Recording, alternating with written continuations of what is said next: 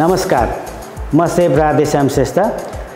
खाद्य व्यवस्था तथा व्यापार कम्पनी लिमिटेडद्वारा बिक्री तथा वितरण गर्दै आइरहेको कर्णाली प्रदेशमा उत्पादित कागुनोको खिर बनाउन गइरहेको छौँ। यस कागुनो चामलबाट ढेँडो, भात, रोटी बनाएर खान सक्छौँ। आज भने हामी यस कागुनो चामलबाट खिर बनाउन गइरहेको छौँ। आधी किलो कागुनो चामलको खिर बनाउनलाई हामीले 2 लिटर जति दुध लिएको छौँ। किसमिस लिएको 100 ग्राम, घिउ लिएको छु हामीले 200 ग्राम, आलमोन्ड लिएको छु 100 ग्राम, काजु लिएको छु 50 ग्राम। हामी चिनी र सक्खरमा जुन राखे पनि हुन्छ, हामीले सक्खर चाहिँ राख्छौँ 100 ग्राम।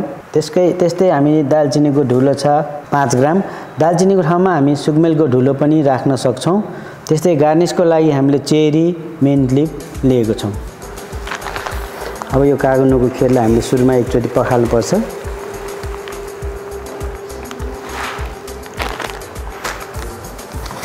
यसमा पानी राख्दै जाने।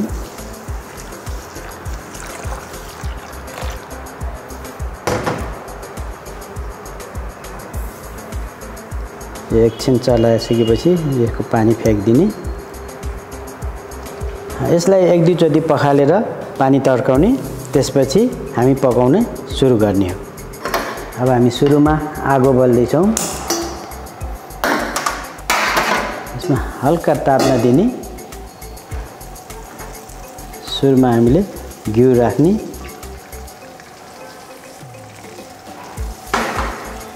त्यसपछि यो अघि पखालेको कागुनो चाहिँ यसमा बिस्तारै राख्ने।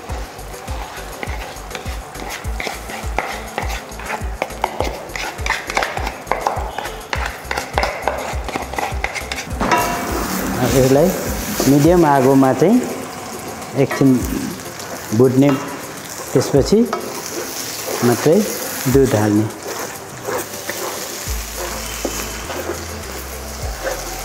अब हाम्रो 1-2 मिनट भुटिसकेको छौँ।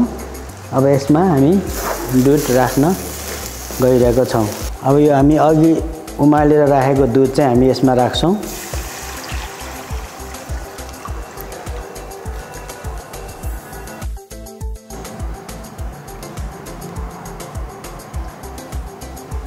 अब यो बिस्तारै चलाउने, मिडियम आगोमा। उम्लेपछि चाहिँ यसलाई सानो आगोमा पकाउने। यसमा चिसो दुध हाल्यो भने चाहिँ हामीले फाट्न सक्छ भनेर चाहिँ हामीले उमालेर दुध राखेको चाहिँ राम्रो हुन्छ।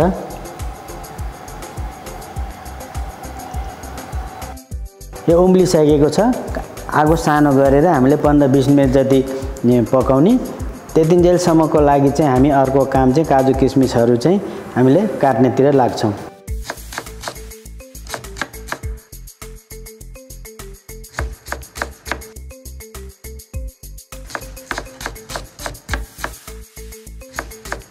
खिर पाक्न लागिसकेको छ। यसमा त्यो निकाल्नुभन्दा अगाडि एकछिन अगाडि चाहिँ हामी यसमा सक्खर राख्दैछौँ, काजु किसमिस।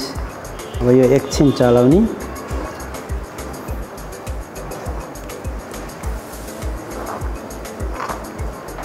यो कागुनोको खिर तयार भइसकेको छ। अब यसलाई हामी पस्किनेतिर लाग्दैछौँ। यो अहिले हामीलाई अलि पातलो खान मन लाग्छ भने अलि दुध एक्स्ट्रा राख्नु पर्ने हुन्छ। र हामीले चाहिँ यो अलि ठिक्ककोमा मात्रै खान खोजेको छौँ। यो कागुनोको खिर तयार भइसकेको छ। अब आफ्नो इच्छा अनुसार सजाएर खान सकिन्छ।